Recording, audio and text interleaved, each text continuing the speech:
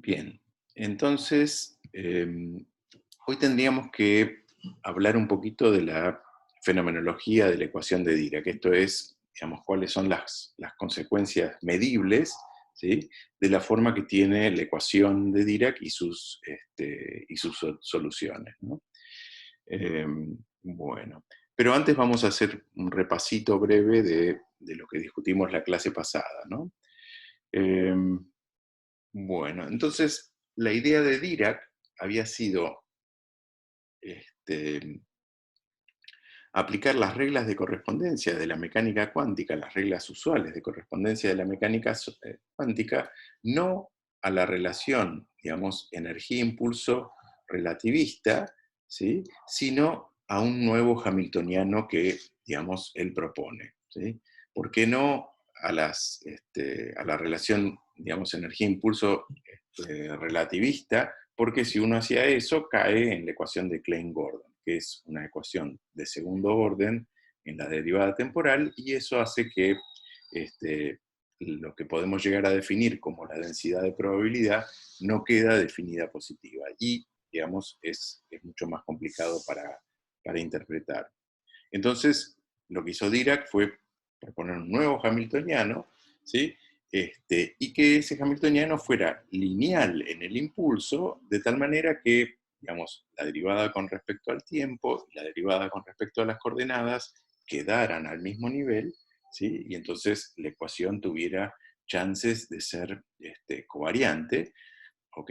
O sea, ser la misma en cualquier referencial conectado digamos, referenciales conectados con una transformación de Lorentz, ¿sí? Cosa que no le pasaba a la ecuación de Schrödinger, ¿sí? Y luego, digamos, la idea ¿cuál era? La idea era que ajustar esos coeficientes, digamos, alfa, que eran 3, y beta, ¿ok?, de manera de recuperar la relación energía-impulso relativista. Ahora, cuando hacía eso, digamos, lo que encontraba era que esos coeficientes alfa y beta, digamos, tenían que anticonmutar, ¿ok? De manera que no podían ser números. Y de las otras condiciones asociadas a cumplir la relación energía-impulso relativista, salían que tenían que ser, digamos, de cuadrado unitario, anticonmutar, y bueno, y de la anticonmutación además salía que, digamos, tenían que tener traza cero, ¿ok? Por otro lado, ser hermíticos, y eso, digamos, la traza cero con, digamos, el cuadrado, los autovalores más y menos 1, hacía que la dimensión fuera par. Ahora, las matrices de Pauli satisfacían esa condición, pero las matrices de Pauli son 3, y, digamos, Dirac necesitaba 4 operadores. De manera que, digamos, si uno quiere representar entonces estos coeficientes como matrices, la dimensión mínima que uno necesita es 4 por 4. Después, más adelante vamos a ver que eventualmente si uno quiere describir una partícula sin masa, entonces a uno le alcanzarían con 3, y entonces sí puede usar las matrices de Pauli. Pero si la partícula tiene masa en general, entonces uno necesita que estos coeficientes sean, digamos, matrices de 4 por 4, ¿sí? Pero eso a su vez hace que, digamos, las soluciones, en lugar de ser una función de onda compleja, ahora sean, digamos, un espinor de 4 componentes, o sea, un bicho, ¿sí?, que tiene 4 componentes, cada una de esas componentes, φ1, φ2, φ3 y φ4, vendrían a ser, digamos, las funciones de onda, ¿ok? Bueno, por otro lado, digamos, también le pasaba a la ecuación de Klein-Gordon, ¿sí? Existen soluciones de energía positiva y negativa. Sin embargo, en el caso de la ecuación de Dirac, aparecen 2 soluciones de energía positiva y 2 soluciones de energía negativa, ¿ok? Este, si uno, bueno, pero, digamos, se cumple el requisito inicial de que la densidad de probabilidad fuera definida positiva, ¿ok?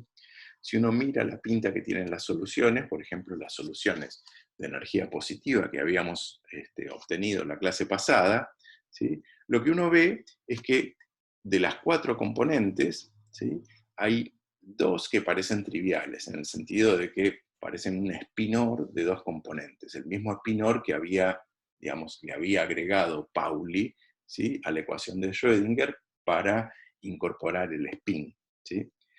Em, digamos, las otras dos componentes, ¿sí?, las de abajo, o sea, la componente 3 y la componente 4, digamos, lo que uno puede ver, ¿sí?, es que son orden B sobre C. O sea que en el límite relativista, en el límite no relativista, ¿sí?, se van a cero, ¿ok? Se hacen cada vez más chiquitas hasta eventualmente desaparecer, digamos, en el caso de P estrictamente igual a cero, ¿sí?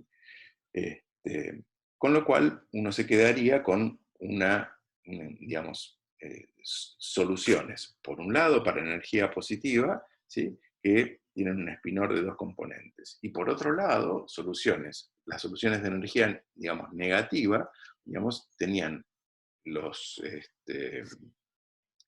las componentes orden B sobre C en el primer y segundo lugar, y entonces las soluciones de energía positiva y las soluciones de energía negativa quedan como en dos subespacios disjuntos. Ahora, digamos, en el subespacio de cada una, las componentes, digamos, no nulas, entonces tienen la forma de un spinor de dos componentes. Y la pregunta del millón es si ese spinor de dos componentes es el spin, digamos, que le había agregado Pauli a la ecuación de Schrödinger, ¿sí?, en forma totalmente fenomenológica. ¿Ok? En cualquier caso, digamos, sin especular, lo que uno puede ver es que, digamos, dado que para un mismo valor de energía y un mismo valor de impulso, uno tiene dos soluciones, ¿sí?, entonces, digamos, la energía y el impulso no son un conjunto completo de observables, y entonces uno necesitaría introducir algo que rompa esa degeneración, ¿sí? Claro, a primera vista, uno podría pensar que, digamos, un operador, ¿sí?, de 4×4, que tuviera el operador de spin, ¿sí?, en bloques de 2×2 en la diagonal, sí lo haría en el límite, digamos, no relativista, ¿ok? Eso sí funcionaría, digamos, para las soluciones de P igual a cero. Sin embargo, digamos, no sirve en general. ¿Por qué? Porque, digamos, en el caso general, este operador no es una constante de movimiento, no conmuta con el hamiltoniano, ¿sí? Entonces no puede, digamos, no puede servir para completar nuestro conjunto completo de observables. Sin embargo, una cosa que uno ve es que, digamos, el conmutador, ¿sí?, del hamiltoniano con este operador, digamos, que hubiera sido el candidato, digamos, a representar el spin, ¿sí?, es proporcional y de signo contrario al conmutador con el impulso angular orbital L, ¿ok? De manera que si uno arma, ¿sí?, una combinación del impulso angular orbital, ¿sí?, y de este operador, ¿ok?, lo que encuentra es algo que sí conmuta con el hamiltoniano, y entonces que sí es una constante de movimiento, ¿sí? Ahora, digamos, qué cosa se le puede agregar digamos, al impulso angular para formar, digamos, este, una variable que sea constante de movimiento? Bueno, eso, digamos, pide a gritos que sea, digamos, lo que uno llama spin, ¿ok? Fíjense por otro lado que, digamos, ni el impulso angular, ¿sí?, ni el spin individualmente serían, digamos, constantes de movimiento, serían, digamos, ¿cómo se llama?, invariantes. ¿Por qué? Porque esta es una ecuación que es relativista, y entonces el L, digamos, no es una cantidad covariante, ni el spin individualmente lo es, pero la suma de los dos es, ¿ok? Entonces, este sigma, estas dos componentes, digamos, que tienen las soluciones, tienen todos los números, ¿sí?, para hacer el spin ordinario. De manera, digamos, de manera que uno tendría que, de alguna manera, buscar la forma de verificar y, digamos, sacarse las dudas de que eso es exactamente, digamos, lo que uno llamaba spin en el caso no relativista, ¿sí?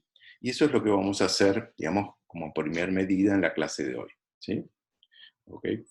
Eh, digamos, la idea ¿cuál es? Digamos, vamos a tomar el límite no relativista de la ecuación de Dirac, pero no de la ecuación, digamos, de Dirac de partícula libre, sino que le vamos a agregar, digamos, una interacción con un campo magnético, con un campo electromagnético, ¿sí?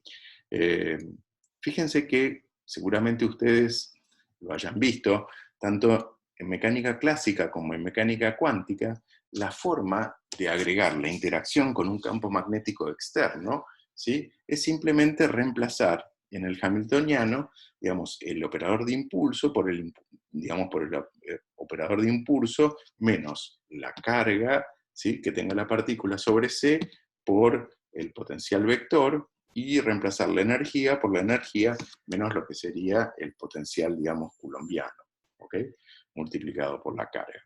Y esto funciona tanto en mecánica clásica como en mecánica cuántica.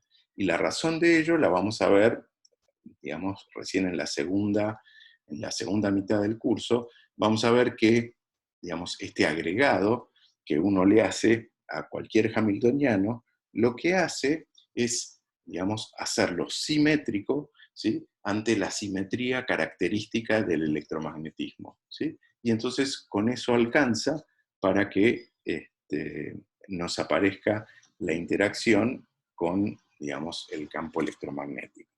Entonces, si yo hiciera el reemplazo, ¿sí?, y fíjense a la solución anticipándome, digamos, a lo que va a pasar, o si quieren, en forma parecida a lo que hicimos cuando obtuvimos las soluciones, digamos, de la ecuación de Dirac, digamos, vamos a dividir la solución en dos pedazos. Un pedazo, digamos, de dos componentes que vamos a llamar phi sub a, que sería el spinor, digamos, la parte de la solución correspondiente a la primera y la segunda componente, y un phi sub b, que sea la parte, digamos, correspondiente a la segunda y la tercera, ¿sí? ¿Por qué? Porque en el límite no relativista nosotros nos gustaría encontrar una especie de ecuación de Schrödinger, ¿sí?, en, ¿cómo se llama?, las componentes de arriba para la solución las soluciones con energía positiva, y para las componentes de abajo para las soluciones con energía negativa, ¿sí? Y que ese spinor de dos componentes sea el spin, digamos, de la cuántica no relativista, ¿ok? Bueno, entonces, fíjense, si hacemos eso explícitamente, hacemos el reemplazo, digamos, del operador P, digamos, en la ecuación de Dirac, por P menos Q sobre C por A, ¿ok? Y por otro lado, fíjense que en la energía, ¿ok?, en el miembro derecho, además de sustituir la energía por la energía menos el, el potencial coulombiano, en la energía distingo lo que sería la energía no relativista, si quieren, la energía cinética de mi partícula libre, y un término que sería la masa en reposo, ¿ok? O sea, la energía debido a la masa, ¿ok? Esto siempre lo puedo hacer, es simplemente, digamos, reescribir, digamos, el E mayúscula en términos de este E no relativista, ¿ok? Siempre pensando en que eventualmente voy a tomar el límite, digamos, no relativista, ¿ok? Bueno, eh, entonces lo que tendríamos que hacer es ver qué tipo de ecuación satisfacen phi sub a y phi sub b, ¿ok? Y la idea sería que, digamos, la ecuación que satisfaga phi sub a, que sea, digamos, una ecuación, digamos, de Schrödinger de una partícula interactuando con el campo electromagnético, ¿ok? Y entonces vamos a ver qué es lo que nos da.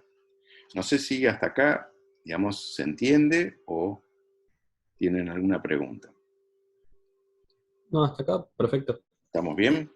Bueno, por favor, digamos, grítenme y, digamos, cualquier cosa que les huela mal, enseguida díganla, porque vamos para eso y siempre es útil, ¿ok? No tengan miedo de hacer preguntas. Dale, gracias. Bien.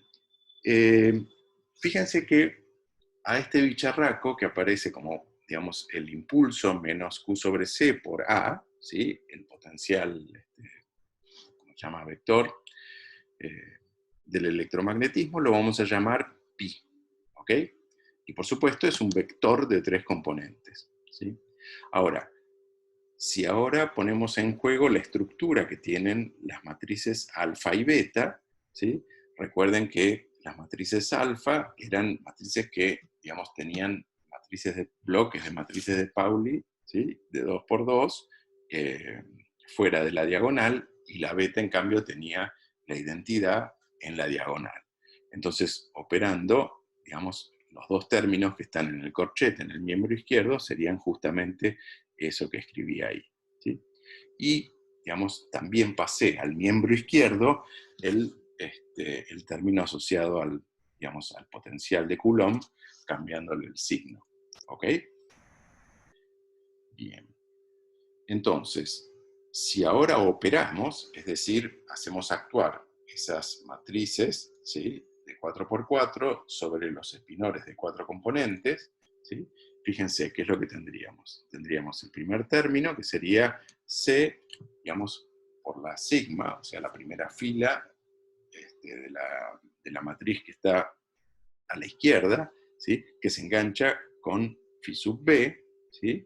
Y la segunda matriz me contribuye con un mc cuadrado por phi sub a, después me queda el término de q por phi por psi sub a, y la energía digamos, no relativista más la masa por psi sub a, ¿sí? Cuando hacemos la segunda, digamos, la segunda fila, ¿sí? De las matrices por este, las matrices columna, fíjense que eso me va a seleccionar C por sigma pi por phi sub a, digamos, menos mc cuadrado por phi sub b, q por phi sub b, y el término del miembro derecho, que es ese, ¿ok? Ahora esto lo podemos reordenar. La primera, fíjense, primero notamos que tenemos el término mc cuadrado por phi sub a en los dos miembros, entonces se van a cancelar, ¿ok? Y si agrupamos todo lo que multiplica a phi sub a, que sería la energía no relativista, y Q por phi, digamos, de un lado, del otro lado nos queda C por sigma pi por phi sub b, ¿ok?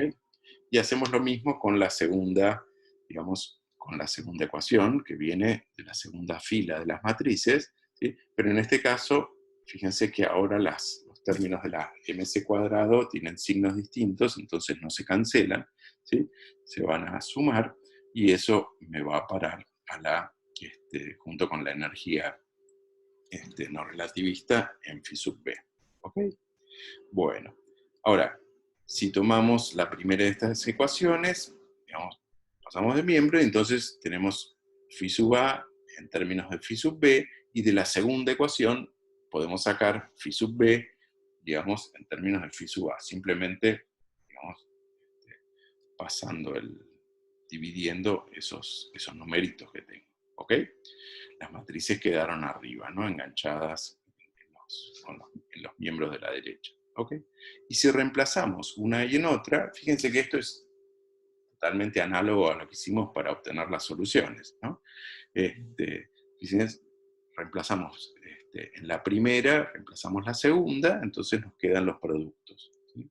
Y para estos productos, digamos, para el producto de la matriz de Pauli contraída con pi, multiplicada por la matriz de Pauli contraída con pi, usamos digamos, la relación esa que habíamos mencionado en la clase pasada, pero ahora, ¿sí? Lo que tenemos que tener mucho cuidado es que ahora el producto de pi por pi no lo podemos tomar como cero, ¿sí? ¿Esto por qué es? Esto es porque, digamos, nosotros antes habíamos dicho, el producto vectorial, digamos, de un vector por sí mismo es cero, ¿sí? Ahora el tema, ¿sí? Es que nosotros tenemos que pensar que esto es un operador que está actuando eventualmente sobre la solución, o sobre el pedazo de la solución psi sub a, ¿ok? Ahora, ¿qué es lo que ocurre? Este, como el operador pi tiene por un lado, ¿sí? El impulso, que es la derivada con respecto a las coordenadas espaciales. Y por otro lado tiene el campo A, ¿sí?, que es una función, ¿sí?, de las coordenadas espaciales. Entonces, en general, el producto, digamos, cuando uno aplique explícitamente eso y lo piense como actuando sobre una función de onda, ¿sí?, el producto vectorial no se va a cancelar, ¿sí? Entonces veamos explícitamente qué corno es eso. ¿Okay? Bueno, fíjense, yo lo que tengo es el producto de pi por pi, producto vectorial, que sería, por definición, el producto vectorial de p menos q sobre c por a, ¿okay?, por sí mismo. ¿Okay? Ahora, si desarrollamos, ¿okay?, lo que vamos a tener son, digamos, el producto de P por P, ¿sí?, al principio, el producto de A por A, esos productos donde se mezclan P por A. A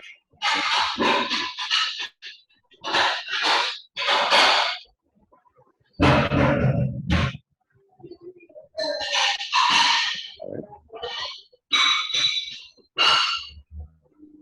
¿bien? ¿Sí? ¿Bien? Bueno.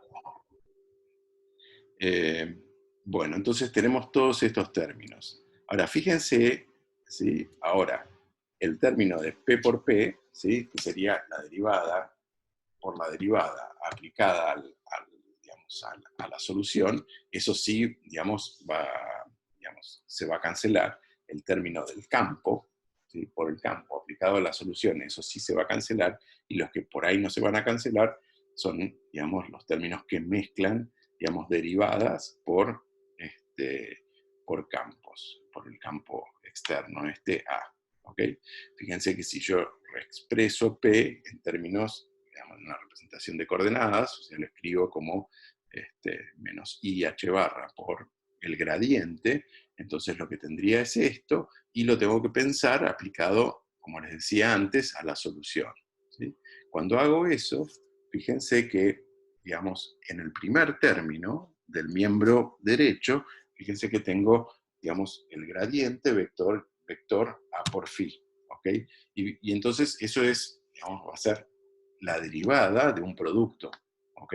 Entonces va a tener dos términos, ¿sí? ¿Ok? Entonces, si lo escribo explícitamente, fíjense, voy a tener un primer término donde tenga, digamos, el gradiente, digamos, aplicado sobre a través de un producto vectorial, eso multiplicado por phi. Luego voy a tener, digamos, el gradiente sobre phi, ¿sí?, vectorialmente a, y luego tengo el tercer término. Entonces ven que aparece un término extra, ¿sí?, que es lo que hace que, digamos, el producto vectorial no se anule. ¿Ok? Ahora, este término, ¿sí?, es justamente, como el producto vectorial es antisimétrico, ¿sí?, se cancela el segundo, digamos, con el tercero. Y lo que me queda es este terminito de acá, ¿sí? Fíjense que el rotor de A, ¿quién era? El rotor de A era B, era el campo magnético. ¿Ok? Entonces, volviendo hacia atrás, yo tenía esta expresión que había obtenido reemplazando una de las ecuaciones en otra, ahora sustituyo, ¿sí?, y en el término del producto vectorial, en vez de hacerlo cero, incluyo esto que, digamos, tiene el rotor de A, digamos, opero, bueno, y por I es menos 1, digamos, y finalmente lo que obtengo es esta expresión de acá. Pi cuadrado, bueno, es el operador pi, ahí, ahí me faltó, fíjense que me faltó en el primer término, ¿sí?, del numerador, me faltó un A, ¿ok? O sea, es Q sobre C por A, ¿ok? Ahí me equivoqué yo, disculpen. Pero en el segundo término, que es el término extra, ¿sí?, que yo no me esperaba, me aparece, digamos, un sigma y el rotor de A lo escribo como B, ¿ok? Bueno. Bien. Ahora Una pregunta, Rolo. sí, dale. Ahora que escribiste el producto vectorial de, por ejemplo, pi por pi explícitamente usando operadores como P igual a IH barra gradiente, Ujú. ¿por qué se anula, por ejemplo, el producto vectorial de P consigo mismo? Si lo escribieras así como IH barra E gradiente. Porque, digamos, vos tendrías, eh, fíjate que sería como el gradiente, ¿sí? La derivada, o sea, la derivada con respecto a las coordenadas, la derivada con respecto a las coordenadas y A. Entonces, eso conmuta, ¿ok? O sea, si no tenés el término, digamos, si no tenés el término, digamos, que depende del potencial vector A, ¿sí? Vos lo único que vas a tener son, digamos, el gradiente, ¿sí? Aplicado a la función de onda. Y eso sí conmuta. No sé si se entiende. Sí, O sí, sea, si sí. vos Entiendo que conmute, pero no entiendo por qué que conmute hace que se anule el producto vectorial. a ver, vos escribí explícitamente, ¿sí? El producto vectorial, ¿sí? Donde en vez de poner P, poné la derivada, ¿sí? Y eso lo haces actuar sobre la función de onda, ¿ok? Entonces no va a haber, no te va a aparecer el término extra que aparece acá, ¿ok? Eh, no sé si Ok, sí, sí, está bien, está bien. escribí explícitamente el producto vectorial, ¿sí? Y vas a ver que, digamos, como tenés P y P, ¿sí? Cuando escribas el producto vectorial vas a poder uno de los términos invertirlo, eso le sale un signo menos, y entonces eso digamos, se cancela directamente. Y lo mismo con A, pasa lo mismo con A por A, ¿ok? O sea, el problema es cuando vos tenés algo como pi, digamos que tiene un pedazo que es la derivada y un pedazo que es la función, ¿ok? Entonces, eso es lo que arruina, digamos, la conmutación. Bueno, en todo caso, si ahora en esta expresión tomamos el límite no relativista, fíjense que la energía no relativista sería despreciable frente a 2mc cuadrado, ¿ok? Y lo mismo, digamos, el- el potencial escalar, ¿sí? El potencial coulombiano, la contribución del potencial coulombiano, típicamente sería también despreciable frente a 2mc cuadrado. Entonces lo único que me queda es el término mc cuadrado, el c cuadrado se cancela, ¿ok? Y entonces vuelvo a reescribir esto, ¿sí? Pasando el denominador al miembro izquierdo, ¿sí? Y finalmente vuelvo a pasar este, el menos Q por phi al, digamos, al otro miembro, y la ecuación que tienen, que de vuelta está mal, porque le falta el AMU multiplicando al Q sobre C, ¿sí? Fíjense qué es lo que, digamos, quién es, ¿sí? Bueno, esta ecuación es exactamente la ecuación de Pauli, o la ecuación de Schrödinger-Pauli, ¿sí? De una partícula libre, ¿sí? Digamos, con spinum medio, interactuando con un campo magnético, que Pauli había deducido un año antes en forma fenomenológica. ¿Ok? Vamos a corregirla porque pongo el tomate. Entonces vamos a poner P. Y esto sería... Eh,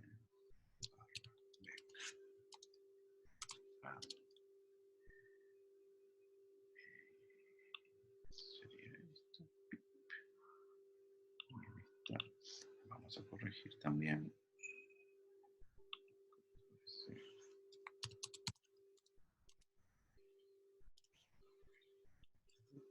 Entonces, a esta ecuación había llegado Pauli, ¿sí? En forma fenomenológica para describir qué era lo que le pasaba a un spin, ¿sí? A una partícula con spin un medio, ¿sí? En presencia de un campo magnético. Fíjense que si, digamos, ustedes apagan el campo magnético, ¿sí? Y apagan el potencial, lo que tienen, digamos, es la ecuación de Schrödinger, es el hamiltoniano de partícula libre, p cuadrado sobre 2m. Pi es igual a la energía por phi. ¿Ok? Bueno, Pauli le había agregado al término del impulso el potencial a mu, le había agregado ¿cómo se llama? El potencial de Coulomb, ¿sí? Y había deducido que, digamos, si el spin era una forma de momento angular, ¿sí? Él lo llamaba el momento angular oculto, ¿sí? Eso iba, para una partícula cargada, iba a interactuar con el campo magnético, ¿sí? Y entonces iba a tener que agregar, digamos, a mano un término de este tipo. ¿Ok? Bueno, digamos, ¿cómo se llama? La novedad entonces es que, digamos, esa misma ecuación que Pauli había escrito en forma fenomenológica, ¿sí? Se obtiene directamente de la ecuación de Dirac, ¿sí? Porque el phi sub a, ¿sí? Era, digamos, en la ecuación de Pauli, la función de onda de Schrödinger por un espinor de dos componentes. ¿Sí? Pero ahora, en el caso de la ecuación de Dirac, en el límite, ¿sí?, no relativista, aparece exactamente esa misma ecuación. Y una cosa que, digamos, era particularmente cuestionada, si quieren, era que justamente el término de interacción con el campo magnético, ¿sí?, si uno lo pensaba clásicamente, o sea, como una especie, pensando en términos de una espira interactuando con un campo electromagnético, digamos, le daba con un factor de diferencia, un factor 2 de diferencia, que Pauli, digamos, lo arreglaba a mano para que funcionara digamos, la ecuación fenomenológicamente, ¿sí? Fíjense que ese término, si uno en vez de sigma utiliza el operador de spin, o sea que es sigma por h barra sobre 2, entonces queda escrito, digamos, de esta manera con un g igual a 2, ¿sí? En cambio, clásicamente, digamos, el g que queda es un g igual a 4, ¿ok? Pero entonces, digamos, justamente uno de los, digamos, de los méritos de la ecuación de Dirac es que no solo es una ecuación que es formalmente covariante, que recupera la relación energía-impulso relativista, sino que además incorpora, digamos, naturalmente, ¿sí?, como una, si quieren, como una necesidad de consistencia matemática en el hecho de que uno necesitaba esas matrices de 4×4, incorpora, digamos, la variable de spin, ¿sí?, que antes se ponía como una cosa a dedo, como una cosa fenomenológica, e incorpora la interacción de ese spin con el campo magnético, ¿sí?, en forma totalmente natural, no hay que ajustar nada, ¿sí? O sea, el G a Dirac le da 2, ¿de acuerdo? Bueno, experimentalmente, cuando uno lo mide, el G no es 2, sino que es ese número, digamos, horrible que está ahí, ¿sí?, donde el error está en las dos últimas cifras, ¿sí? Esta cantidad es la cantidad mejor, digamos, la cantidad mejor medida, digamos, de la física, ¿sí? Y la razón por la cual no es exactamente 2 es que cuando uno mide, digamos, no mide los coeficientes digamos, del hamiltoniano o del lagrangiano, sino mide algo relacionado con ellos, ¿sí? Lo que falta digamos, en esta discusión para obtener el G medido es la interacción de la partícula, ¿sí?, con el vacío, lo que les comentaba, digamos, la posibilidad de que, digamos, cuando uno haga, digamos, la medición, si quieren, ¿sí?, el vacío se polarice. Bueno, si uno tiene en cuenta los efectos de la polarización de vacío, digamos, el resultado coincide con el valor medido, ¿sí?, hasta ese numerito, digamos, 3. Eso es haciendo teoría de perturbaciones a tercer orden, ¿no? Pero entonces, ¿cómo que se llama? El acuerdo que hay entre la teoría y el experimento es remarcable. De todas maneras, en la época de Dirac, ya el hecho de que diera 2, digamos, dejaba a la gente, digamos, súper contenta. ¿Ok? Bueno, no sé si tienen alguna pregunta hasta acá. ¿No? Bueno, No, no, perfecto por ahora. entonces, lo que hicimos fue tomar el límite no relativista de la ecuación de Dirac, ¿sí? Incluyendo una interacción con un campo electromagnético, y lo que encontramos fue exactamente la misma ecuación que Pauli había escrito, digamos, a mano, ¿sí? Modificando la ecuación de Schrödinger para incorporar, digamos, la interacción de una partícula de spin medio con un campo, digamos, magnético externo o electromagnético externo. ¿Ok? La diferencia es que, digamos, en el caso de Pauli, él clásicamente no podía, digamos, obtener o motivar el término de interacción entre el spin y el campo magnético, y acá en la ecuación de Dirac, ¿sí? Ese término, o sea, no solo aparece el spin, ¿ok? Como grado de libertad, como número cuántico, sino que además aparece, digamos, la interacción del spin con el campo magnético exactamente como uno la mide. ¿Ok? Y entonces esto también, digamos, fue una digamos, de las razones por la cual la ecuación de Dirac se estableció como la ecuación, ¿sí? Para describir los fenómenos cuánticos y relativistas al mismo tiempo. ¿Ok? Bien. Claro, entonces lo que uno tendría que seguir haciendo es, bueno, macanudo. Entonces yo ya me convencí de que tengo una ecuación, digamos, que sale de las reglas de correspondencia, que respeta la relación energía-impulso relativista, que ya tiene el spin, digamos, que recupera en el límite no relativista la ecuación de Schrödinger más, digamos, la interacción con el campo electromagnético. Lo que me queda es, bueno, seguir haciendo las cuentas, ¿sí? Para ver qué es lo que da. O sea, resolver digamos, con esta ecuación, volver a visitar todos los problemas que uno visitaba antes, ¿no? ¿Cuáles serían? Bueno, digamos, por ejemplo, ver, digamos, qué pasa con una barrera de potencial, con un pozo de potencial, con un átomo de hidrógeno, y ver si me aparecen diferencias con respecto a lo que uno encontraba usando la ecuación de Schrödinger. ¿Sí? Entonces, digamos, inmediatamente después de que Dirac publicó la ecuación, Klein, el mismo de Klein-Gordon, ¿sí? Agarró y se puso a estudiar el problema de una barrera de potencial. ¿Sí? ¿Se acuerdan que la gran novedad de la ecuación de Schrödinger era que existía el efecto túnel? Es decir, si uno tenía un potencial digamos, y la energía de la partícula estaba por debajo del valor de ese potencial, digamos, eso clásicamente no podía pasar, pero en mecánica cuántica había una probabilidad no nula de que digamos, de que la partícula entrara dentro de la barrera, y si era una barrera, digamos, corta, que saliera al otro lado. ¿Ok? Es el efecto túnel. Entonces, Klein se puso a ver, digamos, ¿cómo se llama? ¿Qué pasaba con el tuneleo en la ecuación de Dirac? ¿Sí? Y bueno, por supuesto, a bajas energías, uno, ¿qué es lo que esperaría? Uno esperaría, digamos, el mismo tuneleo, digamos, de Schrödinger, ¿no?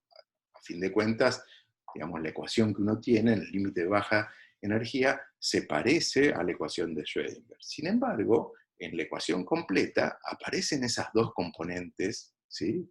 La componente 3 y 4, si quieren, en las soluciones de la energía positiva, que eventualmente en alguna situación, digamos, van a salir a la luz. ¿Sí? Esas tres componentes, ¿qué es lo que hacen? La tercera, perdón, la tercera y la cuarta componente, ¿qué es lo que hacen? Me pone en contacto con el subespacio, digamos, de las soluciones de energía negativa. ¿Sí? Entonces, si yo encuentro un problema donde se pongan, digamos, en manifiesto esas componentes débiles, entonces voy a tener un fenómeno nuevo. ¿Sí? Y bueno, y aparece justamente en cualquier problema. Entonces la idea, fíjense, digamos, supónganse que yo tengo, digamos, un escalón de potencial, de tal manera que, digamos, a un lado del origen, ¿sí?, tengo un potencial que llamo V0, ¿ok? Del otro lado no, y supóngase que yo mando desde, este, desde la izquierda partículas, electrones, lo que sea, con una cierta energía menor que, digamos, la del potencial.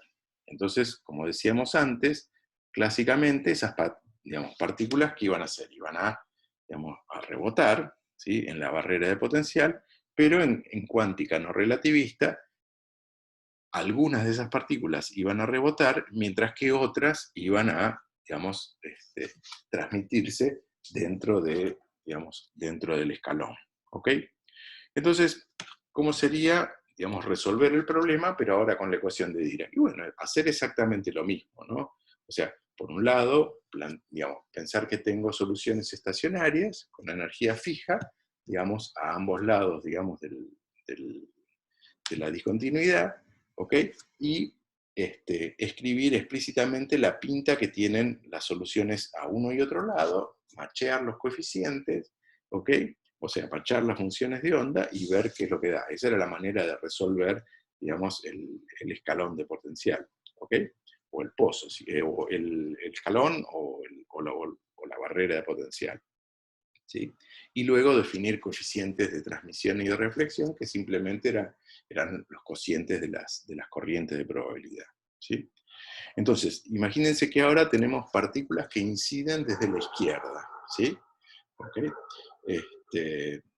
Y que se propagan exclusivamente en la dirección z. Entonces, como esas partículas se propagan en la dirección z, tanto en el producto, digamos, en el producto del exponencial, solamente me va a quedar, digamos, el impulso en la dirección z, y también en la componente débil, ¿sí? Fíjense que, uy, Dios, en la componente débil, ¿sí?, el operador que uno tenía en la tercer componente era sigma escalar k. Como k tiene solamente impulso en la dirección z, entonces la sigma que selecciono es la sigma 3, y entonces la sigma 3, ¿cómo se llama? Simplemente actuando sobre el espinor 1, 0, me da, digamos, ese espinor, k sobre e más m, que está escrito ahí. ¿Sí? Bien. Por supuesto, tiré todo lo que sea C y H barra. Entonces, esta sería la solución de Dirac de una partícula que viene con impulso K desde la izquierda y se propaga, digamos, en dirección de la rama positiva de las zetas. ¿Ok? Bien.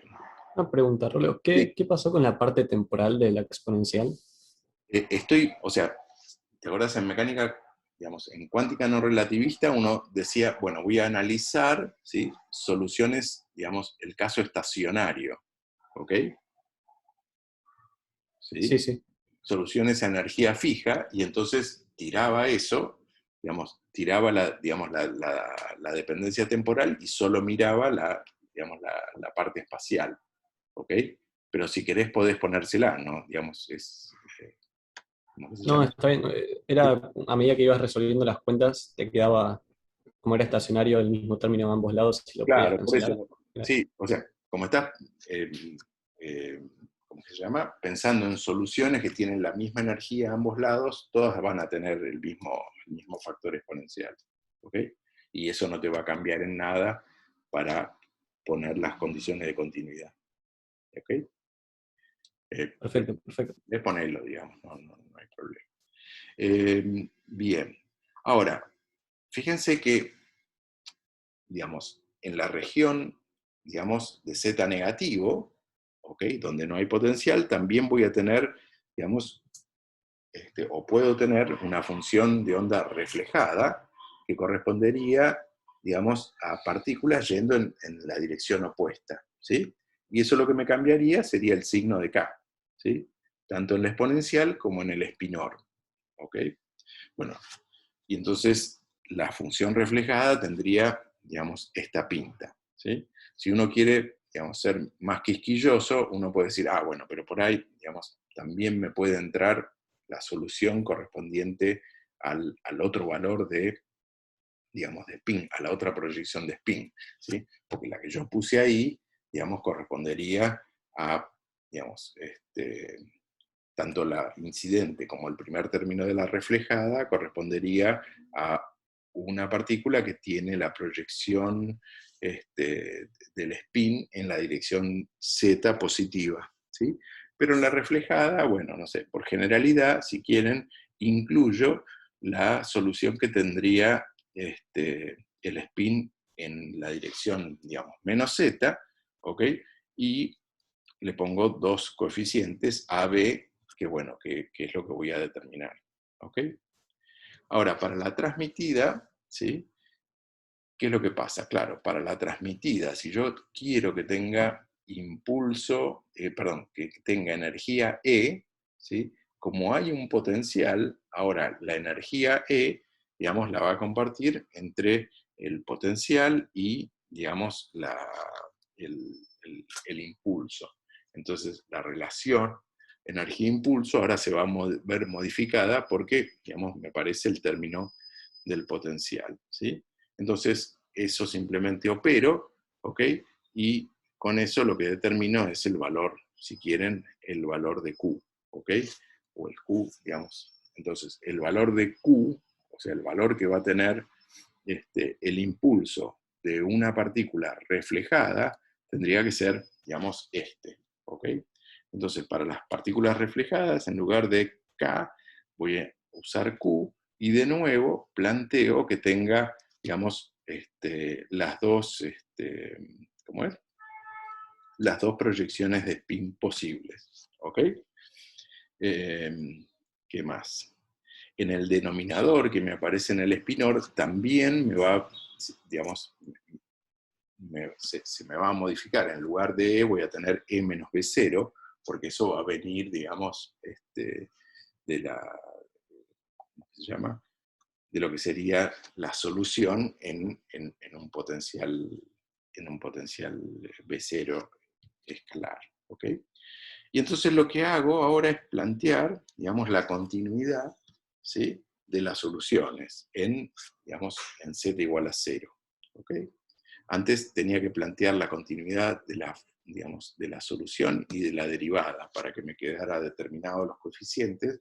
En este caso, alcanza con que plantee la continuidad de la, digamos, de la solución, no sé, ¿ok? Para determinar cómo son los coeficientes. ¿Ok?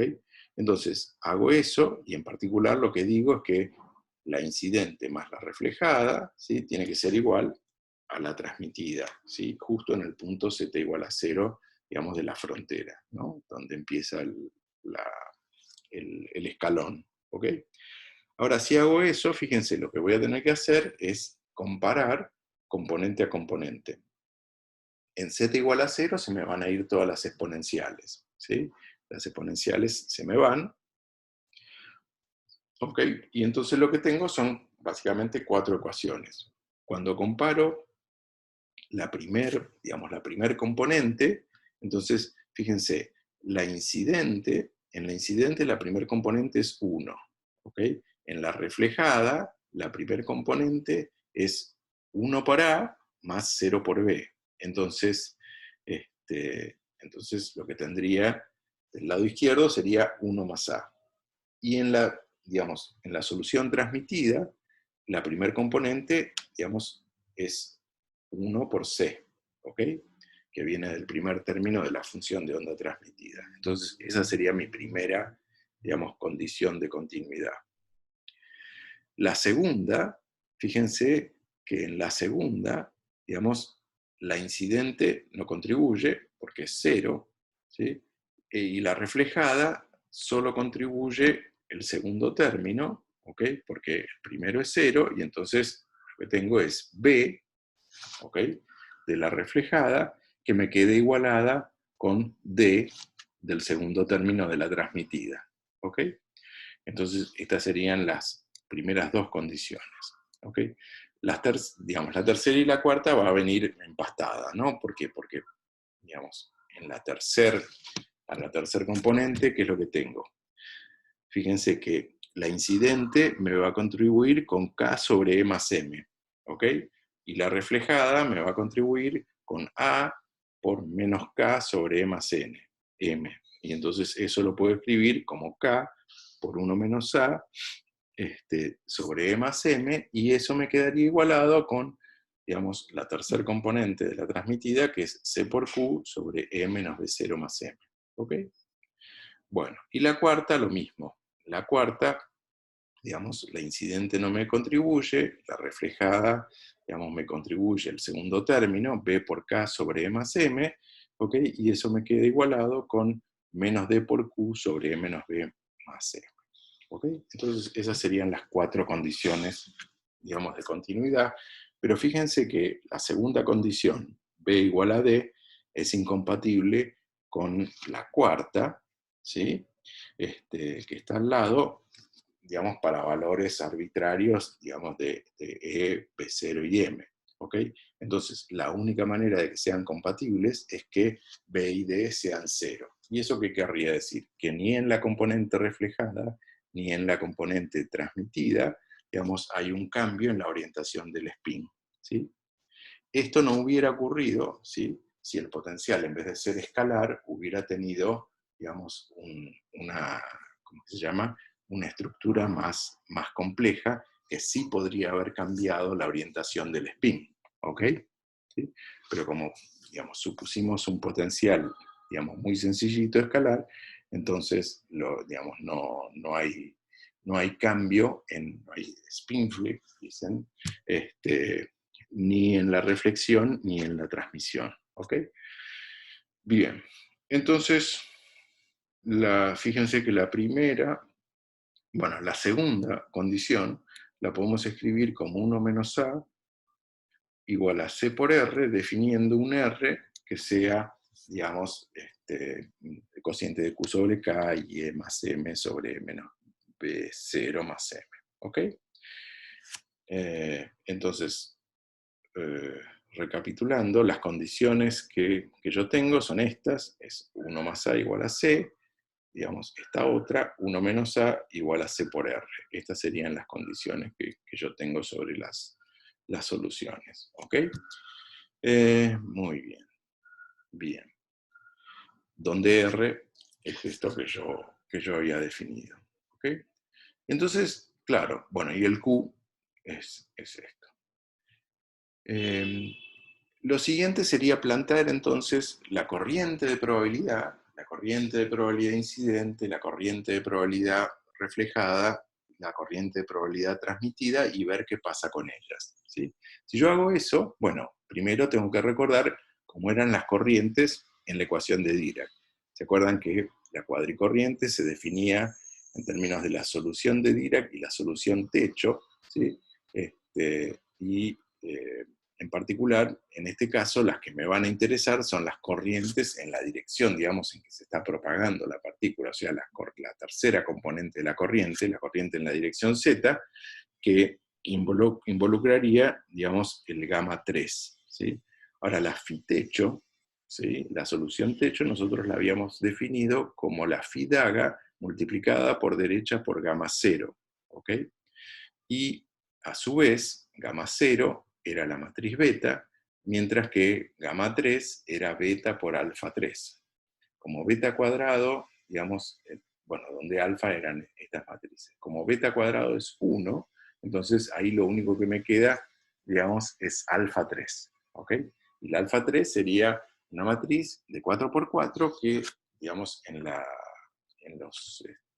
los bloques no diagonales tienen la sigma 3, simplemente. ¿Ok? Ahora, entonces la corriente la voy a escribir en términos de ¿qué? De la solución daga, ¿ok?, que es esto que está acá,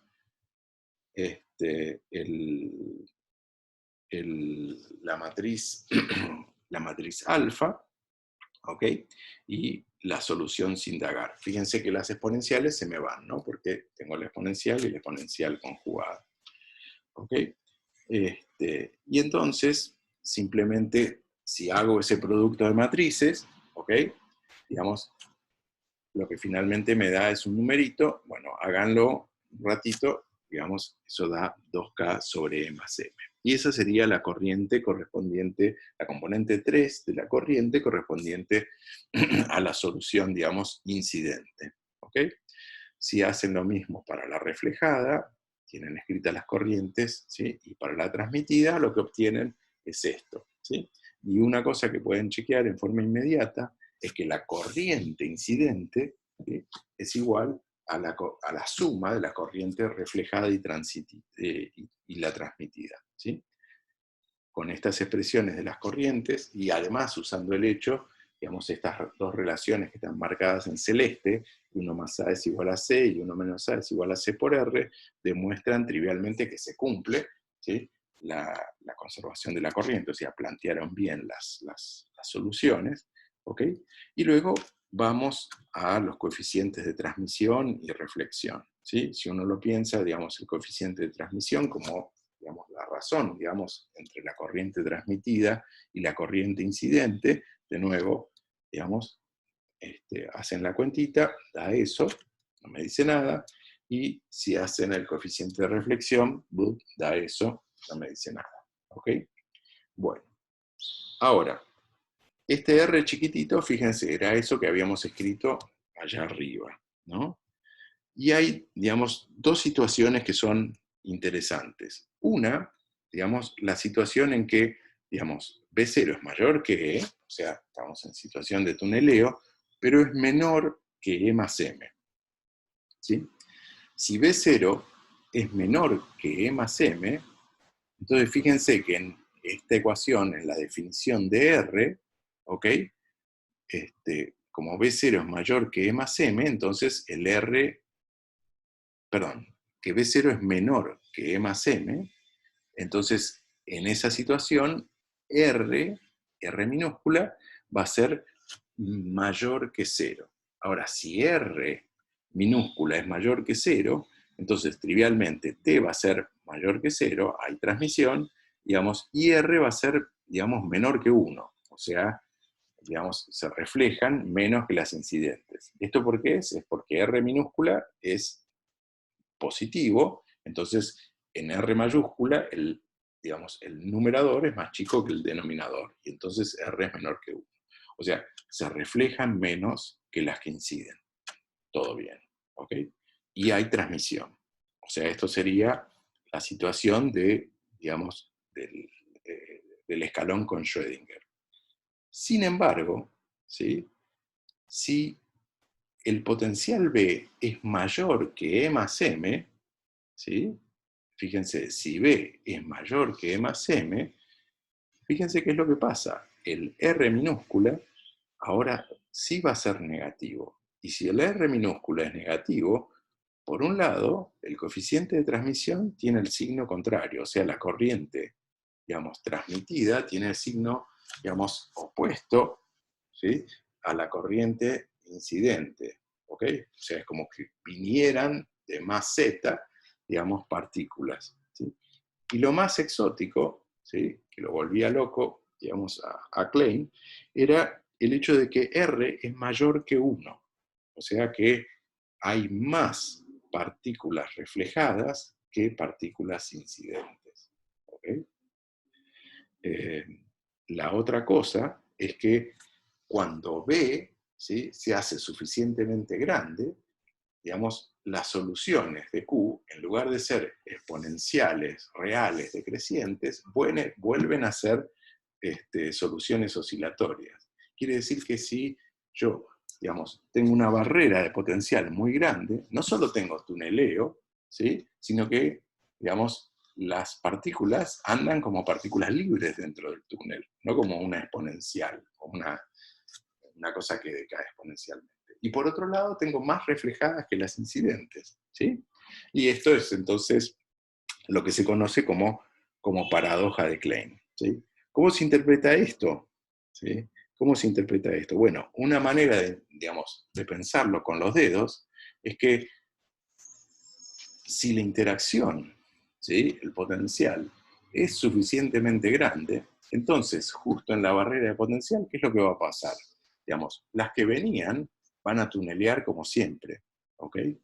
Digamos, pero, digamos, la energía del, digamos, del potencial lo que permite, digamos, es que se formen pares de partícula-antipartícula, ¿sí? Ahora, las partículas son rechazadas, digamos, por el potencial y se suman a las reflejadas. Y por eso, digamos, la reflexión es mayor que la incidencia. Y por otro lado, las antipartículas ven el potencial, en lugar de verlo como una, digamos, como una cosa repulsiva, lo ven como una cosa atractiva. Y entonces ahí dentro funcionan, digamos, en vez de digamos, como este, una partícula ligada, funcionan como una partícula libre. ¿Ok? Entonces, ¿qué es lo que, digamos, uno estaría diciendo? Bueno, entonces, ok, ¿qué es lo que me pasa? Cuando los potenciales son suficientemente grandes, ¿sí? Lo que me ocurre son cosas relacionadas con las componentes 3 y 4 de las soluciones, ¿sí? Que me están, digamos, complicando la vida. ¿Ok? Una cosa que resulta bastante cómoda para pensar este problema, ¿sí? Es, supónganse que tuviéramos, digamos, el espectro de soluciones, ¿no? Tenemos el cero, ¿ok? Y entonces tenemos por encima de mc cuadrado, tendríamos las soluciones de partícula libre, ¿ok? Un continuo de soluciones por arriba, y por debajo de menos mc cuadrado tengo un continuo de soluciones, ¿ok? Ahora, eso es, digamos, si no hay ningún potencial, tengo partícula libre, ¿ok? Entonces voy a tener soluciones libres por encima de mc cuadrado, pero también voy a tener soluciones libres con energía por debajo de mc cuadrado, ¿ok? Estos, digamos, estas zonas verdes es donde yo tengo, digamos, partícula libre. Me permite la ecuación, ¿ok? Ahora, ¿qué es lo que pasa si yo prendo un potencial? ¿Sí? Si yo prendo un potencial, ahora las partículas libres no van a arrancar, o sea, las soluciones de partícula libre no van a arrancar en mc cuadrado, sino que recién van a arrancar cuando yo tenga, digamos, energía por encima de mc cuadrado y b0. ¿Ok? Y entonces, las soluciones libres van a arrancar, digamos, un poquito más arriba. Pero claro, por la misma razón, ¿sí? Las soluciones, digamos, libres de la rama negativa, ahora me van a subir un cachito, ¿sí? Porque, digamos, ese potencial, ¿sí? Que para las soluciones de energía positiva, digamos, es repulsivo, ¿sí? Para las soluciones de energía negativa es atractivo, ¿ok? Y si yo tengo una energía E, fíjense, en el caso libre, perdón, en el caso sin potencial sería una solución libre. En el caso con un potencial B0 sería, digamos, un estado ligado, digamos, un estado con atenuación exponencial. Pero ¿qué pasa si yo me paso de mambo y hago que haya un potencial muy, muy grande? ¿Sí? Digamos, ¿qué es lo que va a pasar? Si el potencial es suficientemente grande, ¿sí? La rama de digamos, de las soluciones de energía negativa se me va a correr, ¿sí? A la rama positiva. Y entonces, una solución que formalmente es de energía positiva, en realidad pertenece a la rama de las soluciones de energía negativa. ¿Ok? Y entonces esto es lo que activa, digamos, todo ese, digamos, contacto con la otra rama de las soluciones y me complica la vida. ¿Ok? No sé si esto se entiende. Bueno, no pretendo que lo entiendan, ¿sí? De uno, pero no sé si, digamos, la idea se... Este, la idea Sí, sí, general. la idea está. Perdón, yo tengo una consulta. Sí, sí. Es que me parece muy loco que la antipartícula se comporte como una partícula libre en medio del potencial, creo que fue lo que dijiste. Bueno, vos pensá que el potencial fuera un potencial electrostático, ¿sí? Claro, sí, ahí no tendría problema, digamos, Y pero entonces, ¿qué es lo que pasa? Claro, digamos, lo que era, digamos, ¿cómo es? Lo que era atractivo, lo que era repulsivo para un tipo de solución es, digamos, repulsivo para el otro. Bueno, sí, ¿ok? Y viceversa, ¿sí? O sea, para un positrón, ¿sí? El potencial, que es repulsivo para el electrón es atractivo para el positrón, ¿ok? Y entonces por eso no te funciona la barrera, ¿ok? Esa sería la... Ok. Y otra pregunta, ¿a quién se le ocurrió esta interpretación de que se generan pares partícula-antipartícula? Ahí. No, la verdad que no lo sé, pero es, o sea, la interpretación de antipartículas de la solución de energía negativa es de Dirac, ¿no? O sea, Dirac fue el primero en decir, yo voy a asociar, digamos, las soluciones de energía negativa con partículas, ¿sí? Con, digamos, todos los números cuánticos opuestos. Y por eso predijo, digamos, la existencia del positrón. ¿Ok? ¿Se acuerdan? En la última parte de la clase pasada habíamos hablado de esa cosa del mar, ¿sí? Que todos los estados de energía negativa tenían que estar ocupados, ¿sí? Para que hubiera estabilidad, pero si uno arrancaba un estado, digamos, un electrón que estaba en un estado de energía negativa y lo pasaba a la rama positiva, eso se formaba un hueco y ese hueco se percibía como, digamos, un positrón. ¿Ok? Esa interpretación, digamos, en términos o esa asociación entre soluciones de energía negativa y positrones la hizo Dirac originalmente. ¿Sí? Después, bueno, Pauli y Weishaupt la utilizaron ¿cómo se llama? Para reinterpretar la ecuación de Klein-Gordon. ¿Ok? Pero bueno, esto estaría en línea. De todas maneras,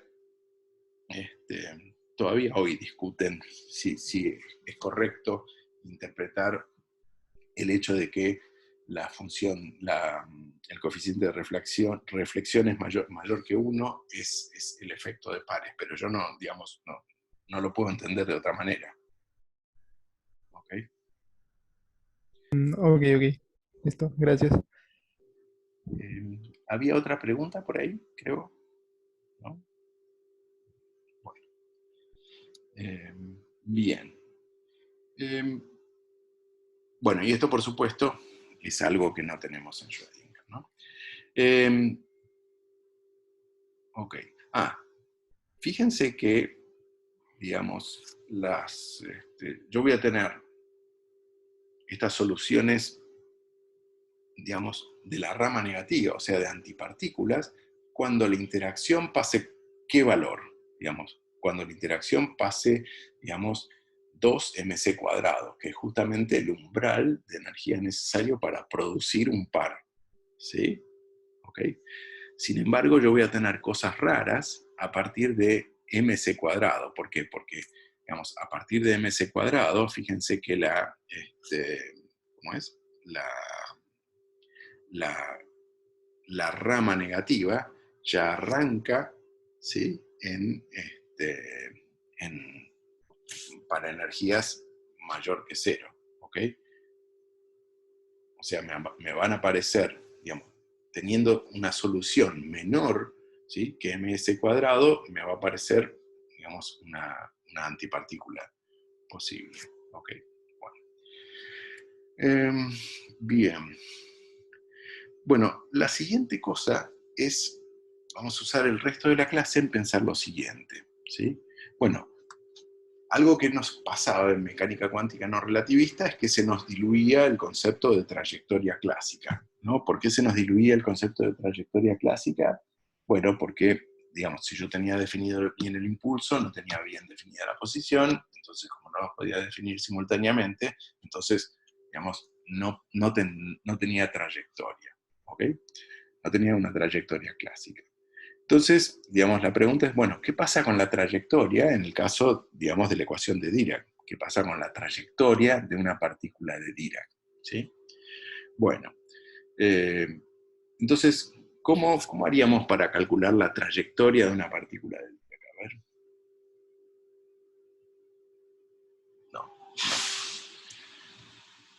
Bueno, si tienen algún hermano o algún amigo cursando Física 1, pregúntenle cómo harían para calcular la trayectoria, y entonces en Física 1 ¿qué les dirían? Bueno, me fijo cuáles son las fuerzas que están actuando sobre la partícula, con eso determino la aceleración, digamos, y luego integro, digamos, para obtener la velocidad, y finalmente integro de vuelta para obtener, digamos, la posición en función del tiempo. Eso sería obtener la trayectoria. ¿Ok? Bueno, en el caso de una partícula libre no tengo ninguna fuerza, entonces no voy a tener aceleración, ¿sí? Empecemos mirando la velocidad, ¿sí? Y ahora, ¿qué sería la velocidad de una partícula de Dirac? A ver, ¿qué les parece que sería? Sí, nada. Bueno, acá en las clases presenciales es cuando los miro, ¿sí? Me quedo esperando, mirándolos, ¿sí? Y con la presión de la mirada, finalmente alguien, digamos, siente que tiene que decir algo. Bueno, La derivada de la función de onda, puede ser, respecto del tiempo. no, pero más fácil. Preguntémosle de vuelta al chico de Física 1, ¿qué es la velocidad? ¿Sí? ¿Qué es la velocidad? No sé, por ahí agarra 2 puntos y los divide en el tiempo. Muy complicado, muy complicado. ¿Qué es la velocidad? Es la derivada de la posición con respecto al tiempo, ¿no? ¿Sí? Esa es la definición de velocidad. ¿Sí? Es X punto. ¿Sí? ¿Ok? Bueno, ¿y cómo Sí, calculamos sí. X? ¿Cómo calculamos X punto? X punto lo calculamos, digamos, la derivada con respecto al tiempo, y entonces en el esquema de Heisenberg sería el conmutador digamos, del hamiltoniano de Dirac, de partícula libre, con X. ¿Ok? Bueno, si hacemos eso, fíjense, el hamiltoniano es alfa por p, beta mc cuadrado, ¿sí?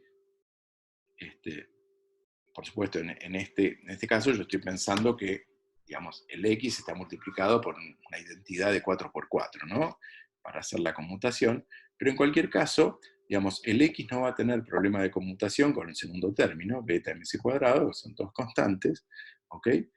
Pero sí va a tener problema de conmutación con el primer término, porque el p es la derivada con respecto a la posición, ¿ok? Entonces voy a retener el primer término, el segundo término lo tiro, y digamos, el problema de conmutación es entre p y x, ¿sí? Pero bueno, yo sé que el conmutador de x con p es IH barra, así que el p con x va a ser menos IH barra, y entonces el conmutador, ¿sí? O sea, x punto va a ser c por alfa. Miren qué precioso, ¿sí? Entonces, la matriz alfa, ¿qué hace? Sería la matriz que nos mide la velocidad de una partícula de Dirac, ¿sí? En unidades de c, ¿de acuerdo? ¿Sí? Perdón, una pregunta. Sí, Igual no sé si tiene mucho sentido, pero sí. ¿X y P conmutan igual que antes? X y P, sí, porque, digamos, eso sale de las reglas de correspondencia, ¿no? Porque P es, digamos, es IH barra la derivada con respecto a X, entonces tiene esta relación de conmutación, ¿sí? O sea, la relación de Mm. conmutación salió de las reglas de correspondencia, Ah, ok. ¿ok? Ya está, sí, sí. ¿Sí? Sí, sí. Gracias. Entonces, sí. Perdón. No, pero pregunten, porque, digamos, bueno, se entiende más. Ok, entonces el operador de velocidad es alfa, precioso, pero hay un problema, ¿no? ¿Ustedes se acuerdan cuáles eran los autovalores del operador alfa? ¿Mm? Que lo dijimos la clase pasada. Alfa Uno cuadrado y menos. era 1 y era hermítico, y entonces los autovalores, autovalores del operador alfa son más y menos 1. Entonces los autoestados de velocidad de una partícula de Dirac serían más y menos c, y los dos están excluidos por la relatividad especial. ¿Ok? ¿Se entiende? Entonces, una partícula de Dirac nunca, nunca, nunca va a estar en un autoestado de velocidad. ¿Sí? ¿De acuerdo? Salvo, por supuesto, que tenga masa igual a 0. Entonces, el problema de no tener digamos, de tener a veces la velocidad bien definida, fíjense que se tradujo en un problema mucho más grande en el caso de Dirac, ¿sí? O sea, la velocidad nunca va a estar definida. ¿Ok? ¿Se entiende? ¿Sí? Si podés repetir, por favor, O lo sea, de que nunca va a estar en un autoestado de velocidad. claro, el asunto es que alfa, digamos, el operador alfa mide la velocidad de la partícula en unidades de c. ¿Ok? El problema es que digamos, los autovalores de alfa, ¿sí?, son más y menos 1, ¿ok? Porque es una matriz hermítica de cuadrado unitario, ¿ok? Ah, ahí está. Nunca va a poder hacer, Los digamos. autovalores Ya. de velocidad serían, digamos, la partícula va a estar a velocidad c o a velocidad menos c. Y los dos valores son inalcanzables, ¿ok? Entonces Buenísimo. nunca va a Perfecto. estar en autoestado de velocidad. Lo cual es muy, o sea, puede estar en autoestado de P, en autoestado de impulso, pero no de lo que, digamos, a nivel clásico llamamos velocidad, ¿ok? Por otro lado, fíjense que alfa I y alfa J, digamos, no conmutan, ¿sí? Eran esos bichos que habíamos encontrado que anticonmutaban, ¿ok? Y entonces, aunque tuviera la velocidad definida en una dirección, no la tendría en otro, lo cual es absurdo, ¿sí? ¿Ok? ¿Ok? O sea, aunque Sí, yo sí. tuviera la partícula yendo a velocidad c, ¿sí?, cosa que no puedo por la relatividad especial, digamos, en una dirección, en otra dirección no tendría bien definido la velocidad c, no tiene sentido. ¿Ok? Y entonces, claro, el hamiltoniano de Dirac conmuta con el operador de impulso, ¿sí? Entonces voy a tener autoestado de impulso, ¿sí? Pero no conmuta, digamos, con alfa. Es trivial de hacer la cuentita, h con alfa no conmuta. Entonces, esta alfa no puede ser nunca una constante de movimiento, en general, ¿sí? Salvo que la masa sea cero, ¿sí? Si la masa es cero, ahí sí, digamos, se llama, sí es autoestado y la velocidad c está permitida. ¿Okay? Bueno, pero bueno, vaya a saber que es una partícula, digamos, de masa cero. Bien. Ahora, ok, estoy confundido, pero sigámosle la corriente, digamos. Sigámosle la corriente a esto. ¿Ok? ¿Qué pasa con la aceleración? ¿Qué es la aceleración? Bueno, en la misma línea, uno diría que la aceleración, bueno, va a ser la derivada digamos, del operador velocidad con respecto al tiempo, ¿sí? Y esto, de vuelta, digamos, no conmuta, ¿sí? O sea, el hamiltoniano no conmuta con alfa, y entonces, digamos, alfa punto es distinto de cero, ¿sí? Y esto es también muy molesto, porque ¿qué me dice? Que una partícula libre, digamos, de Dirac, está acelerada, ¿ok? ¿Ok? ¿Se entiende? ¿O no se entiende? ¿Ok? Sí, se entiende, estoy... Ok. Bueno, esto es para masticar despacito, ¿no? Pero, digamos, ¿ven cuál es el problema? Yo tengo una partícula libre, le calculo la velocidad, le calculo la aceleración, y encuentro que la aceleración es distinta de cero. Oh. Bueno, y la velocidad no está definida. Bueno, de todas maneras, fíjense que como h y como p son constantes de movimiento, ¿sí? Entonces yo formalmente puedo integrar esto como una ecuación diferencial, ¿sí? Una ecuación diferencial que me ligue la derivada de alfa con respecto de t con alfa, considerando h y p constantes, ¿sí?, para partícula libre, y lo que me da, digamos, es eso que está escrito ahí, ¿sí? Fíjense que el primer término es lo que uno hubiera esperado, ¿sí? Digamos que la velocidad hubiera c por p sobre e, ¿ok? Pero el segundo término es rarísimo. El segundo término tiene, digamos, ese comportamiento oscilatorio, donde la frecuencia de oscilación, fíjense que es, digamos, es 2h, digamos, 2h sobre h barra, ¿ok? Eso para un electrón es una frecuencia de oscilación del orden de, digamos, 1,5 por 10 a la 21 Hz, ¿ok? Y si ahora con esto vuelvo a integrar formalmente para obtener la trayectoria, de vuelta obtengo la trayectoria que hubiera esperado, ¿sí?, pero me aparece de vuelta otro término horrible, horripilante, ¿sí?, digamos que en este caso sería, digamos, una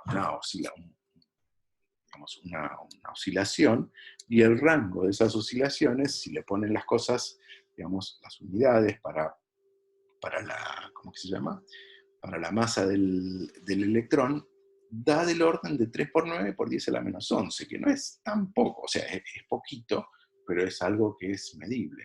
Entonces, ¿Qué es lo que me dice? Que una partícula, una partícula libre de Dirac, va como oscilando, ¿sí? En cuanto a la posición y, no tiene bien definida la velocidad, ¿ok? Ahora, a este comportamiento, ¿sí? Bright lo llamó Zitterbewegung, que en alemán quiere decir algo así como un movimiento tembloroso o tembleque, ¿sí?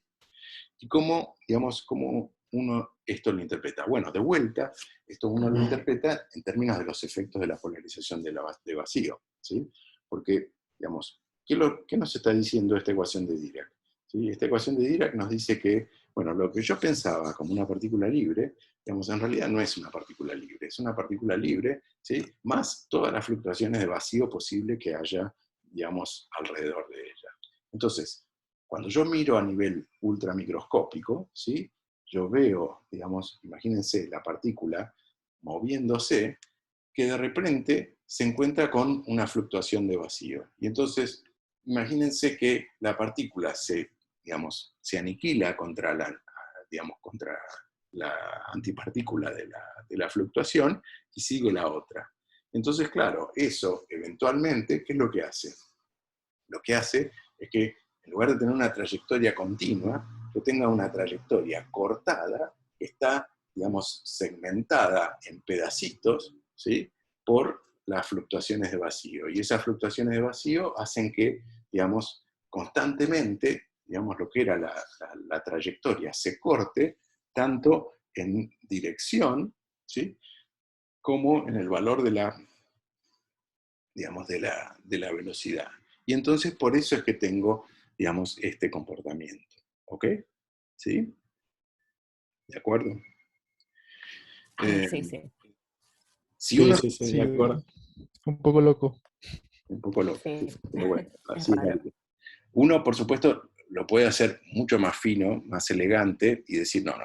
Si yo quiero tener una partícula bien definida, lo que tengo que hacer es un paquete. ¿Sí? ¿Se acuerdan que hacían paquetes, de ondas planas? ¿Ok? Tal que eso tenía bien definido la posición. ¿Sí? Un paquete gaussiano de ondas planas. Claro, ahora cuando yo quiero hacer el paquete gaussiano, en la ecuación de Dirac, fíjense que yo tengo que tener en cuenta todas las soluciones. Y entonces voy a tener en el paquete un pedazo asociado a las soluciones de energía positiva y un pedazo asociado a las soluciones de energía negativa. Si yo ahora ensangucho el operador, no sé, el que sea, alfa o x, ¿sí? Pónganle alfa, que es la velocidad. Con ese paquete voy a tener distintos términos. Ahora, los términos que van a dar lugar a estas oscilaciones son justamente los términos de interferencia entre la parte del paquete, que es la solución de energía positiva, y la parte del paquete, que es soluciones de energía negativa. ¿Ok? Y entonces, de vuelta, esto me está sugiriendo, ¿sí? Que, yo de alguna manera, en un problema real, nunca me voy a sacar de encima las soluciones de energía negativa. ¿Ok? Así como en el problema de la barrera del potencial, las soluciones de energía negativa se me metían, por la ventana. ¿Por qué? Porque el potencial había cambiado el espectro. En este caso también, si yo quiero localizar mucho una partícula, ahí necesariamente las componentes de soluciones de energía negativa van a ser muy importantes, ¿sí? Y eso también, se cuela en el caso pónganle, del átomo de hidrógeno. Cuando yo quiero resolver el átomo de hidrógeno y digo que el átomo, el electrón que orbita alrededor del protón está muy cerquita, ¿cómo se llama? Muy cerquita del núcleo, entonces ahí yo voy a necesitar usar, soluciones de energía negativa para localizar bien el paquete, ¿sí? Y entonces estas soluciones de energía negativa me van a traer, efectos, ¿sí? Que son los efectos que se observan. Fíjense que cuando uno resuelve, ¿sí? el átomo de hidrógeno con la ecuación de Schrödinger, no da bien, ¿sí? Da bastante bien, pero cuando uno va al detalle, digamos, la gente tiene que introducir correcciones fenomenológicas, ¿sí? Digamos, como por ejemplo el término de Darwin. ¿Ok? Bueno, esas correcciones salen naturalmente digamos, en el contexto de la ecuación de Dirac, y salen ¿por qué? Y salen porque, digamos, en el espectro de soluciones, digamos, voy a tener que meter soluciones de energía negativa. ¿Y eso qué es? Es interactuar con las, digamos, con las antipartículas. O sea, en cualquier problema, digamos, real, cuando uno va a una precisión suficientemente grande, digamos, no puede ignorar, ¿sí?, el hecho de que, digamos, las antipartículas son parte del problema. ¿Ok? ¿Sí? Y la manera, digamos, en que uno las hace entrar en escena es justamente, digamos, a través de los mecanismos de polarización del vacío. ¿Ok? Bien. Entonces, claro, esto fíjense que de alguna manera, ¿sí?, me va creando una duda acerca de lo que es la consistencia misma de la ecuación de Dirac. ¿Sí? ¿Por qué? Porque yo partí pensando que escribía la ecuación correspondiente, digamos, a una partícula. ¿Sí? Sin embargo, hasta en el problema más simple, hasta en el problema más tonto, me doy cuenta de que no lo puedo pensar, digamos, no lo puedo interpretar, a menos que invoque, ¿sí?, la presencia y la actuación de estas otras, digamos, partículas y antipartículas que se pueden excitar desde el vacío. ¿Sí? Entonces, la inconsistencia consiste en que yo arranco describiendo una partícula, digamos, libre, aislada del resto del universo, pero al rato me aparecen otras partículas y antipartículas que se pueden, digamos, que pueden aparecer, digamos, desde el vacío. Entonces, si yo quisiera hacer una descripción que sí fuera consistente, mi descripción desde el primer momento tendría que tener en cuenta, ¿sí?, la posibilidad de que, digamos, en cualquier momento se exciten desde el vacío pares partícula-antipartícula. ¿Ok? Entonces, en lugar de la descripción, o sea, la ecuación de Dirac tendría que reformularla de alguna manera, ¿sí?, para que, digamos, de movida ya incluyera, digamos, si quieren, los infinitos grados de libertad que tiene siempre un problema que es cuántico y relativista. ¿Ok? Esa, digamos, si quieren, reformulación o revisión de la ecuación de Dirac es lo que se llama la teoría de campos. ¿Sí? ¿Ok? Fíjense que ustedes de alguna manera ya hicieron, digamos, un poco de teoría de campos cuando vieron la segunda cuantización. ¿Sí? Ustedes, digamos, hablaban, digamos, o sea, ustedes lo que tenían era la descripción, digamos, con el lagrangiano o el hamiltoniano del campo electromagnético, ¿sí? Y no se preocupaban de si estaban describiendo 1, 2, 3 o infinitos fotones. ¿Ok? O sea, no era una descripción, no era la ecuación del fotón, ¿sí? Es la ecuación de todos los fotones que yo puedo excitar si la energía es suficiente. Entonces, en la misma manera, yo voy a tener que eventualmente hacer una descripción donde tenga, digamos, abierta la posibilidad de que en esa descripción aparezcan todos esos posibles grados de libertad. ¿Sí? De todas maneras, ¿sí?, lo que vamos a ver es que efectivamente se puede hacer eso, ¿sí? Y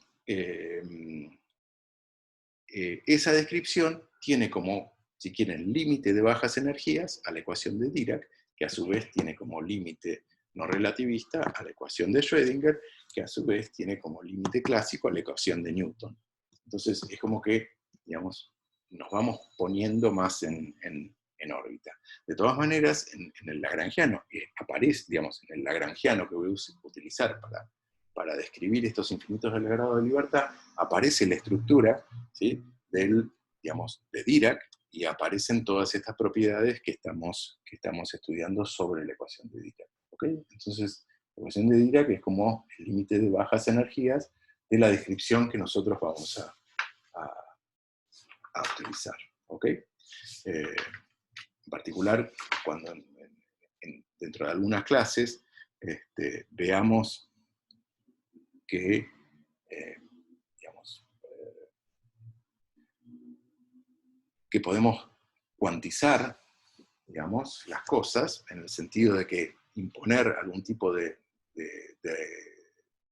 restricción a la conmutación entre las variables que estamos usando, ¿sí? Que ustedes seguramente vieron como segunda cuantización, de ahí digamos, van a salir un montón de propiedades interesantes y una interpretación mucho más clara de todo esto, ¿sí? En particular, digamos, de esta segunda cuantización, lo que va a salir es finalmente, digamos, la relación entre el spin y la estadística, ¿sí? Que es otra, digamos, otra cosa que le tenemos que agradecer a la genialidad de Pauli. ¿Ok? Bueno, yo voy a parar ahora, y entonces en la clase que viene vamos a ver, digamos, vamos a analizar eso que yo les estaba diciendo, que es el tema de la covarianza, covariancia de la ecuación de Dirac. Es decir, digamos que efectivamente la ecuación de Dirac tiene la misma pinta en cualquier referencial conectado con transformaciones de Lorentz, y que, digamos, las corrientes de Dirac transforman como cuadrivectores, y entonces la conservación de la corriente vale en cualquier, digamos, referencial, y bueno, y como subproducto vamos a ver la manera en que transforma ante U, ante transformaciones de Lorentz, las soluciones y los objetos que uno construye con ellos. ¿Ok? Entonces voy a parar acá, no sé si tienen preguntas. ¿Sí? ¿No? ¿Están abrumados? Esta última parte fue rara, pero creo que, o sea, es cuestión de pensarlo. No sé si tengo una duda ahora. Está bien, bueno. Ok. Bueno, entonces voy a parar el share, voy a parar la grabación.